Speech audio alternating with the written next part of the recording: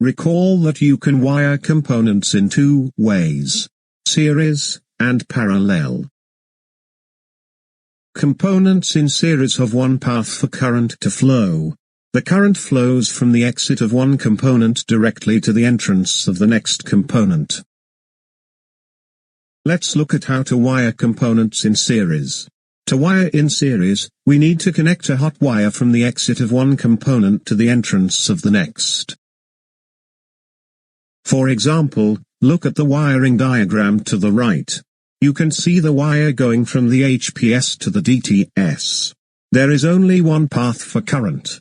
The HPS and DTS are in series.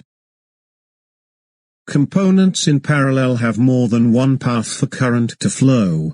The current flows from the exit of one component and branches into the entrance of multiple components. Wiring components in parallel is more complicated than wiring in series. To wire components in parallel, we need to combine the wires coming from each component. For example, look at the circuit to the right. The two switches are connected in parallel with each other. The black wires in this circuit are hot wires.